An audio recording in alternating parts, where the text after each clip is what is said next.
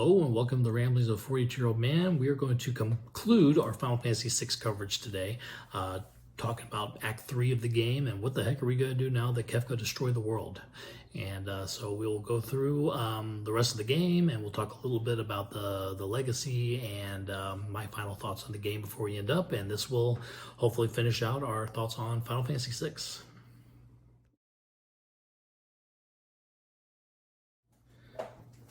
All right, so we pick up with Celes, and she is waking up on a solitary island with one little shack on it, and Sid is with her. Evidently, him and her and a few other people evidently woke up after the world ended, pretty much. And this is now a year later, and Celes is just now waking up, and everybody else who's been on the island with them has either tried to escape or passed away, and it is now just Sid and Celes. And Sid is sick, and so Celes kind of spends kind of a side mini game trying to get him better. And depending on what you do, you have to feed him fish, and you have to feed him fish over and over and over again. And there are different kinds of fish that you catch. There are fast fish, slow fish, and depending, if you get good fish, which are the fast fish, he will eventually be healed up enough to where he's good. He's not gonna be sick anymore. If you do not, Sid will die, and if he survives, he will show you his raft that he's been working on, and he'll get kind of send Celes on her way to hopefully try to find her friends and figure out what they can do to try to help this destroyed world. If he dies, then there's a quick scene of Celes where she kind of has lost all hope too, and evidently some of these other characters that were with Sid before Celes woke up, when there was no hope left, they would jump off of this cliff that was nearby. So Celes goes up the cliff and actually jumps off the cliff. It's kind of a crazy scene. She is able to survive though, and she wakes to see a bird with a bandana wrapped around it that looks an awful lot like Locke's bandana. And so she's like, I've got friends somewhere out there, possibly. So let me see if I can find them. She finds the raft that Sid was working on, finishes it up, and goes off on her way. And so that's kind of the beginning stages of this world, which is called the world of ruin in the game. This is the world that Kefka has destroyed. It's very post-apocalyptic. The ground is dried out. The waters are purple and seem like they're probably acidic more than likely. And so the world is just not in a good place at this time. So we're controlling Celes now as she hopefully goes looking for her friends, and hopefully we'll kind of build back up our character base and continue the game. So let's see who we run into next.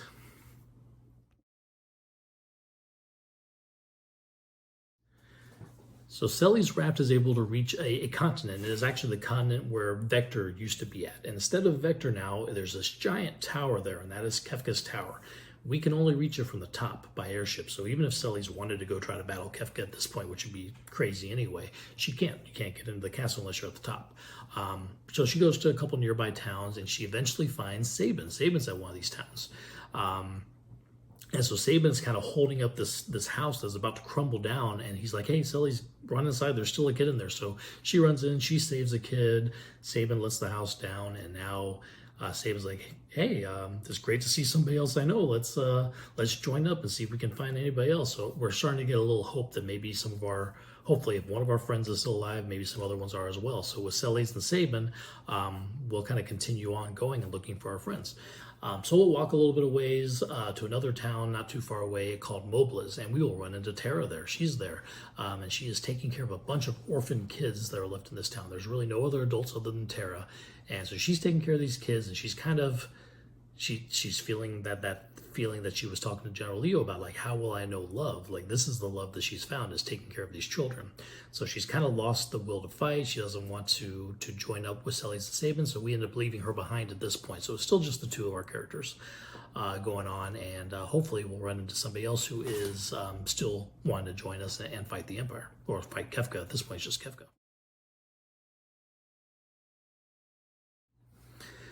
So continuing up the continent that we're on, we'll actually pass kind of a tower that's surrounded by mountains that we can't get to yet. So we'll keep going, and we'll get to the town of Nikia, where we will run into somebody who looks an awful lot like Edgar, but he calls himself Gerard, and he is running a group of thieves.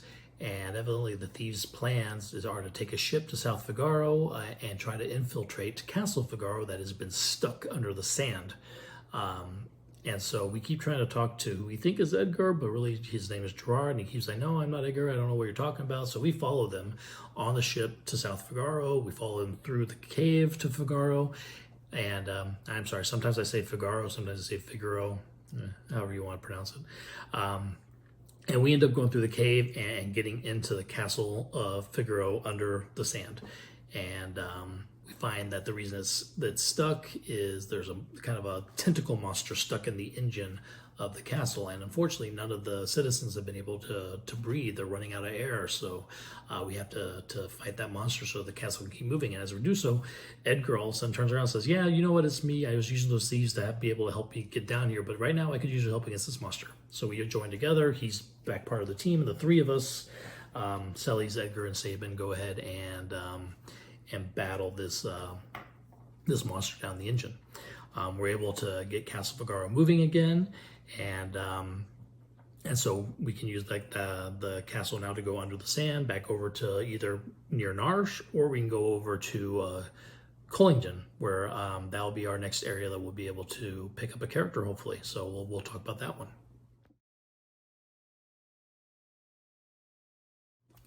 So we'll bring up Figaro Castle up near Collington, and as we go into the tavern there, we run into Setzer. And hey, you know what? We need an airship, Setzer. You're the airship captain. Please join our team so that we can find an airship again. And he happens to know where to find one.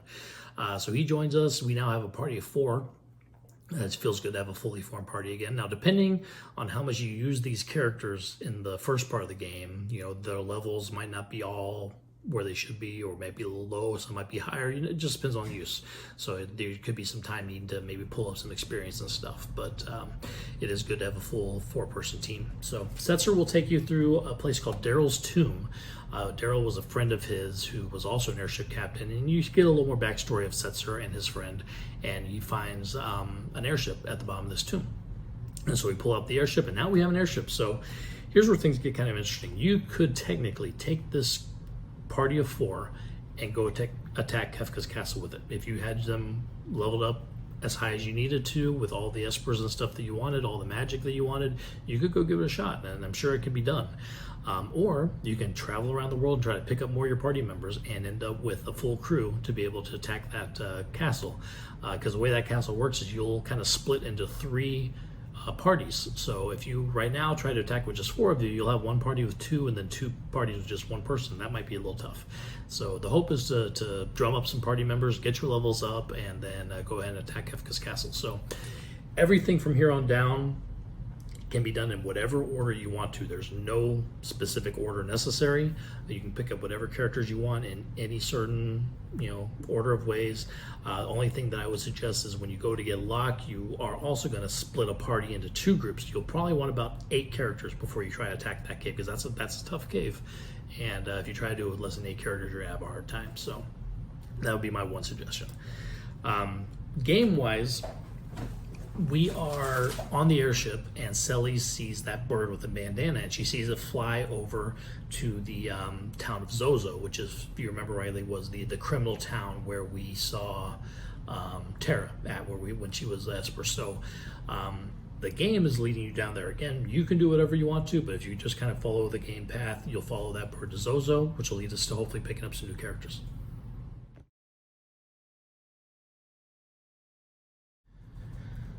So for this walk, my ramblings, I'm going to kind of go through it, kind of how the game kind of points you towards. So, we will follow that bird to Zozo. We will go through Zozo. Eventually, there is a path behind a building into the mountains behind Zozo.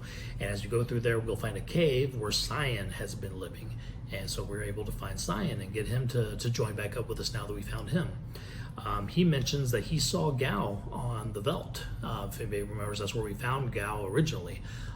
So we'll fly over to the Veldt and get into a battle, and he'll jump out and he can join us again, just like that. Real easy join there. So now, along with our 4, Celes, Sabin, Edgar, and Setzer, we now have Cyan and Gao as well. There's a cave on the Veldt too that if we go into, we will, again, if we waited for him, Shadow will be there, being attacked by a monster. We'll save him from the monster, take him to Thamasa, where he'll recover. If we leave the town and come back in, he's already gone. We try to figure out where he went. He went to the Colosseum. So there was a Colosseum all the way up like in the upper west corner of the game map. And if we go in there and we bet a knife or something like that, Shadow will get into a battle with us. If we defeat him, he'll join us, and we'll say, hey, instead of being here just fighting in the Coliseum, come with us, come be part of the crew. So again, that only takes place if we waited for him on the floating continent. Otherwise, Shadow is no longer around. He's dead at that point. So. But this little quick jumping around, we were able to pick up Sign and Gao and Shadow, and all of a sudden, we got a group of 7 of our characters all back together. We'll see who else we can collect.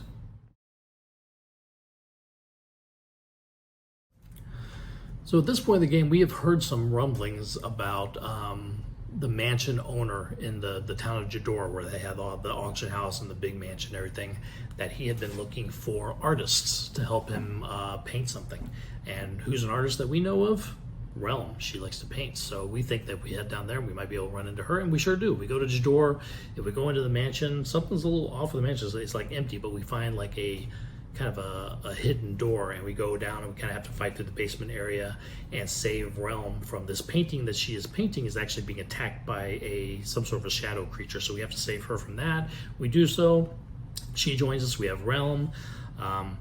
And then if we take her and we fly over to that tower that we bypassed earlier that was kind of surrounded by mountains, now that we have an airship, we can land there. Inside that tower, it's called the Cult of Kefka is there. And they're all kind of brainwashed people walking around just chanting Kefka's name. And right in the middle of them is Strago. Don't know what the heck happened to him, but evidently he's lost his mind a little bit. But now that we have Relm, she'll be like, dude, wake the heck up. You're not a Kefka follower. We're going to go beat Kefka, and you're going to come with me. And so he wakes up and reunites with Relm, and now they're part of our team as well. And here's another kind of just quick aside. There's been a lot of, Relm is Strago's granddaughter, but it kind of seems like she's adopted granddaughter, and there's been a lot of little hints and pushes along the way of her parentage. And if you've been using Shadow a lot, you'll see a little bit more of this. Every time he sleeps at an inn, he'll have these little dreams of things that happened in his past. And so they never come right out and say it, but the hint is that Shadow is actually Relm's dad. And so now that we have those 3 characters, kind of they kind of, you can make yourself into a little family party if you ever put the 3 of them together in a party. But again, it's not overt, it is never officially said, but you can just kind of gather the information through these dreams that Shadow has. So now we have Strago, we have Relm. We can also jump back over to that town of Mobliz where Terra was at. Pretty much anytime you have the airship, you can do this. When you first get there, she's still like she doesn't want to fight anymore, but then a monster attacks the town and she's threatening the kids, and we try to fight it, and it kind of beats us up a little bit. And so Terra jumps in and helps us defeat it, and all of a sudden she's like, I have this will to fight because I need to protect these children, and I can't protect these children if people like Kefka are around. So she'll join us again to help with fighting Kefka. So our party continues to grow. I think we're up to about 10 of us now. And we definitely have enough to try to form our parties to go find Locke next. So that's what we'll jump into next. So there is a cave area pretty much right in the middle of the world map. It looks like a star. And if we go into there, our group will be asked to divide into 2 different groups. And what we've discovered, this is the Phoenix Cave. And there's some sort of treasure down at the bottom of this cave that is rumored to be able to bring people back to life. And we know that Locke's past, he lost somebody close to him. That's why he's got that protector instinct now. And he's hoping maybe that with this force that he finds down there, maybe he can bring them back. So we run through this dungeon. Again, 2 groups. It's really good to have a full 8 people because this dungeon is pretty hard. We go through, we get to the bottom, we find Locke. He has found what it is the Esper Phoenix, and he finds the Magicite. And the Phoenix rebirth from the flame kind of deal. That's the hope. So we follow Locke back to his hometown calling gym, where he kind of uses the Phoenix Magicite. His friend from childhood who had died kind of comes back, tells him, hey, don't keep beating yourself up over this. This wasn't your fault. Whatever happened, it was what happened. When I pass away, I still loved you, kind of deal, things like that. Pretty much giving him permission to move on. Pretty much, not necessarily in those words, but giving him permission to love Celes, who's kind of the next person who who has kind of drawn his heart to. And so now Locke's part of the team. He's with us again, and we needed Locke for one specific reason, really. If we go into Narsh, every door at Narsh has been locked, including one that'll lead to a weapons dealer where you can get either the strongest sword in the game, or we can get the Magicite. He can either give us the Magicite or he'll use the Magicite to make a sword. I always choose the sword. I love the sword. It's called the Ragnarok, and it's awesome. But you can also get the Esper Magicite, which will teach you the Ultima spell, which is a really good spell as well. And then also while we're in Narsh, we go down to the Moogle Caves again. Guess what? That's where Mog's at. So we can pick up Mog. And before we go, he tells us that he has a buddy back in the caves, like a abominable snowman named Umaro. And he's like, you know what? I'm going to get him to join us because we could use some muscle while we do this. So this is where we get into our optional character. Umaro is one of them. So if we follow Mog back into the caves further, we'll pick up Umaro. And so he is a abominable snowman. We really can't control him too much. It's almost like he will pretty much do his own attacks, whatever he's going to do. Now, there are different things we can equip on him that will change up his attacks into some different things. But yeah, he's kind of a character that you don't control too much. He just kind of does his own thing. And then with that, there is only one last character to pick up, and that is a optional character in an optional dungeon. If we go to a kind of island off to the northeast of the map, there's a whale, kind of, not whales, think of like the worms from Tremors, kind of. We'll get into a battle with him, and if we don't attack him and just let him swallow us, we end up inside of him, and there's a dungeon inside of this worm. And if we go through it and get to the end of it, we find this character named Gogo, and he is a mime. And if anybody remembers the mime class from Final Fantasy V, pretty much it just means that he will copy whatever the attack that is done before him is. So, if you have somebody that's just magic spell, he'll do a magic spell. If you have somebody just attacks, he'll attack. But then what makes him into kind of an interesting character, maybe more utility than you would think, is you can customize his action choices. So, most characters, when their turn pops up in battle, you've got fight, magic, whatever their skill is, and then item.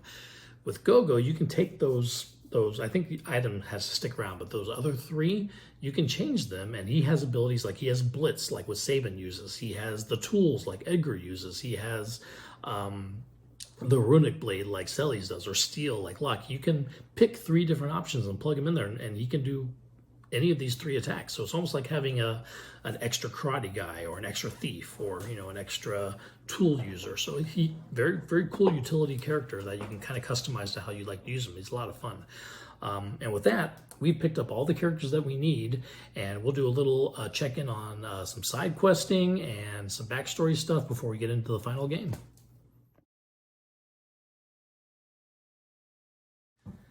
So again, at this point, you have all the characters you need, all 14 of them at this point, if you've listened to this whole rambling. And there are a lot of different little side quests that you can get some backstory. Cyan has a little side quest over at Doma Castle.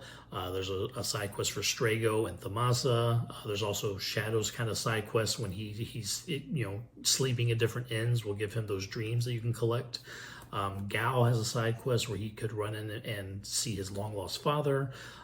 Sabin has a side quest where he'll run into his martial arts master and learn like his ultimate blitz technique. So you can go around and complete all these different side quests and stuff as you go through. There's an optional dungeon down underneath Figaro Castle. As it's traveling from one desert to the other, it will kind of stop and say, hey, we ran into something weird down here.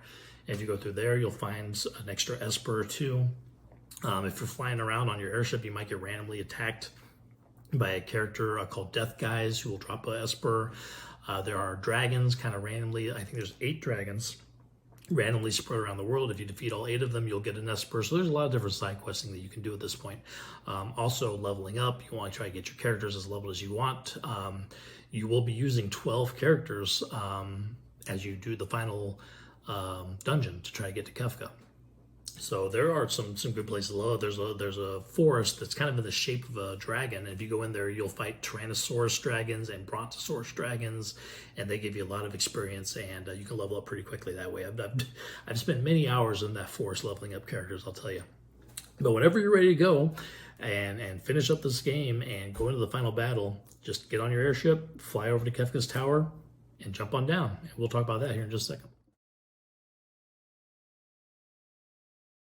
All right, here we are finally at the final dungeon. So we've got on the airship, we've jumped on the tower, we split our crew into 3 different groups. All 3 groups are going to have some boss battles, so you want to try to have kind of an even split. You don't want to necessarily do like one group of all your best characters and have a bunch of stragglers on. You want to kind of divide it up to where, if you have some characters that are stronger than others, kind of disperse them across 3 groups, because you will be fighting battles with all 3. So you'll go through the tower. There's places where, with one group, you'll unlock a path that the second group has to walk through, and then you'll unlock a path that the third group goes through. So it's a lot of interaction between the 3 different crews. You'll run into a couple more of those dragons to try to unlock that Esper. You will eventually get into fights, boss battles with all 3 of the magic statues that Kefka has used to pretty much destroy the world. So with us being able to destroy those statues, we'll be able to finally be able to attack Kefka. He won't be invincible anymore. And so we'll all get up to the very midpoint of this tower where Kefka's at. And before we start the boss battle with him, we are kind of asked to choose the order that we face him, 1 through 12. And what happens is we'll start the boss battle, and it's almost like you're fighting up a tower. Like there's different parts of Kefka that you defeat. Once you defeat this little section, you'll move up, and you'll defeat another section, you'll move up, you'll defeat another section. And so what you'll do is, before you start, you'll label all of your characters 1 through 12. Your top 4 is going to be the first group that you start the battle with. And what happens is you'll fight the little chunk of Kefka, and then you'll start moving up. If anybody has died in that chunk and you haven't been able to bring them back to life yet before you move up to the next section, they will disappear, and the next person in the countdown will jump in. So you have up to 12 characters to be able to get all the way up to the top to defeat Kefka.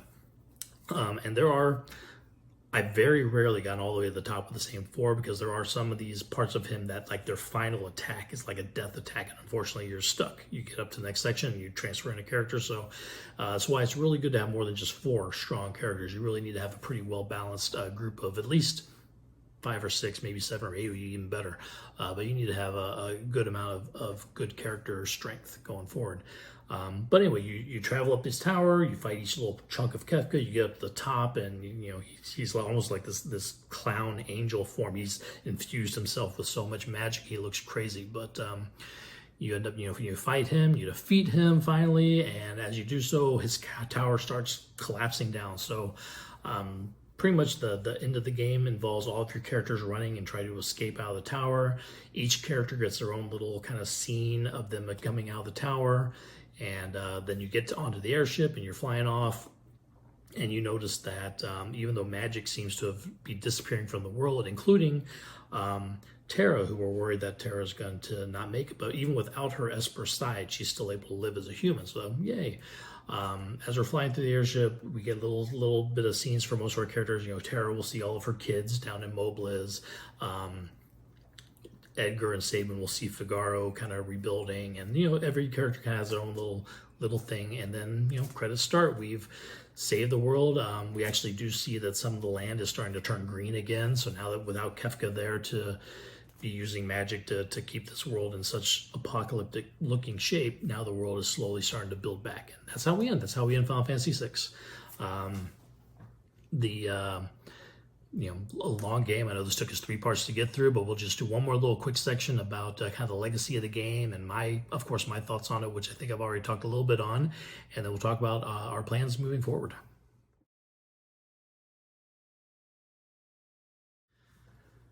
So as I've said, Final Fantasy VI is widely regarded as one of the best RPGs of all time. It's right up there with Final Fantasy VII as some of the classic, the best of lists that you see for Final Fantasies, not only Final Fantasy, but just role-playing games in general. Won multiple Best Game awards back in 1994 when it came out. A lot of awards for game, and also a lot of awards for music. The music, as I mentioned, was a really strong point for this game. And so a lot of awards in 1994 for not only the game itself, but the music of the game. And this was the last Final Fantasy to be released on a Nintendo system for about 10 years. At this point, Final Fantasy VII, which will be next, jumped over to PlayStation, which is where we still see a lot of exclusivity with Final Fantasy and PlayStation. There has been some, releases onto Nintendo systems more recently. In fact, Final Fantasy 7 all the way up through 15, pretty much, which were all PlayStation versions, now have Switch versions. So they're working back with Nintendo again. But at this point, they kind of separated because of the GameCube, which was the next Nintendo platform, was still cartridge based, kind of like the Nintendo and the Super Nintendo before it, where the PlayStation started using discs. Discs had a lot more storage, which was really good for when you're looking at a giant game like Final Fantasy games are. So that kind of led to that. and then so this is also the last time that the Japan and US would have different naming conventions for the game. Final Fantasy 3, which we ended up becoming Final Fantasy 6 eventually, because the next game that we get in the US is Final Fantasy 7. They don't change the name, it's just Final Fantasy 7. So for a lot of people out there who didn't know what was going on in Japan at the time, they're probably like, how do we jump from 3 to 7? Well, it's just because we had some games that did not get released here, and they just stopped changing the names for us when 7 came about. Speaking of, that will be the next one that we cover. This was long. I don't know if 7 will be as long as this. It is a big game, but considering how much I love Final Fantasy 6, I may have gone in a little more detail than I might do going forward, because 3-part series is kind of a lot. But I do love this game. I remember I was 14, I believe. I was in high school when this came out. I remember waiting for release day, and the day I bought the game, the next day I had to go to school, and I brought the book with me. I was looking at the book throughout school. I probably didn't pay attention to any of my classes that day. But yeah, it was a lot of fun, and I was the perfect age for when that game came out to really be into it. And I still probably replay it every couple of years. I've got it on my phone. I've played it on Nintendo, Game Boy systems. I played that Pixel remaster. I would not be shocked if I get either the Switch or the PS4 version of that eventually. But yeah, it is definitely my favorite game, and one of the best RPGs of all time. Even not just me saying that, other people saying it too. But that'll finish up our Final Fantasy VI coverage. Thank you for staying with me throughout these 3 parts, and we will continue with Final Fantasy VII next. I think we might take a little side trip in between to talk a bit about Chrono Trigger, actually. I know I had mentioned earlier about Final Fantasy Chronicles, which came packaged with Final Fantasy IV and and Chrono Trigger. So Chrono Trigger is kind of the Final Fantasy game that's not. So we're going to talk a little bit about that as well. So we might have a quick Chrono Trigger episode before we jump into our Final Fantasy VII continuation. So be on the lookout for that. And thank you again for listening, and I will talk to you all later.